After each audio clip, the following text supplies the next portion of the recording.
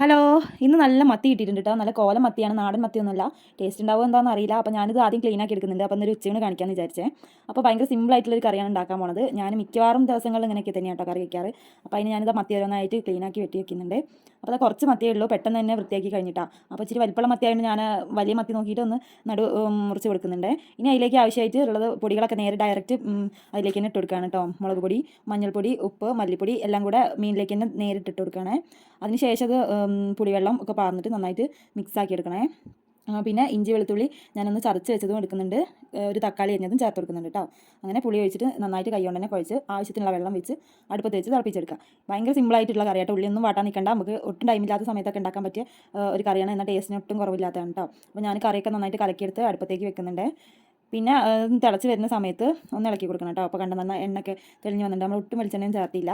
പിന്നെ അതാ കറി എന്ത് സെറ്റായി ഞാൻ ഇച്ചിരി മല്ലിയിലയും 2 കറിവേപ്പിലയും കൂടെ ഇട്ടെടുക്കുന്നുണ്ട്. ഇനി അതിൻ്റെ മേലേക്ക് നമ്മൾ വറവൊഴിക്കണം കേട്ടോ ചെയ്യുന്നത്. അപ്പോൾ ഞാനിവിടെ ഉലുവയും നമ്മളെ ചെറിയ ഉള്ളി ഇല്ലേ അതും കൂടെ ഇട്ടിട്ടാണ് വറവിടുന്നത്. അപ്പോൾ നമ്മൾ ഉള്ളിയൊന്നും വാട്ടാത്തതുകൊണ്ട് ആണ് ഞാൻ വറവിടുന്നത്. അപ്പോൾ നമ്മൾ വറവൊക്കെ സെറ്റായി.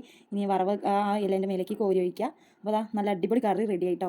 പിന്നെ ഞാൻ ചോറിലേക്ക് എടുത്തിട്ടുള്ളത് മത്തനും മമ്പയറും കറിയുണ്ട്, പിന്നെ ബീട്രൂട്ടിൻ്റെ ഉപ്പേരി ഉണ്ട് കേട്ടോ. ഇതൊക്കെ അമ്മ റെഡിയാക്കിയതാണ്, ഞാൻ മത്തിക്കറിയാണ് കേട്ടോ ഉണ്ടാക്കിയത്. അപ്പോൾ അതാ കറി എത്ര ടേസ്റ്റ് ഉണ്ടായാലും കോമ്പിനേഷൻ നന്നായാൽ ഭയങ്കര അടിപൊളിയായിരിക്കും കേട്ടോ. അതിൻ്റെ ഒരു സ്വന്തം അഭിപ്രായം.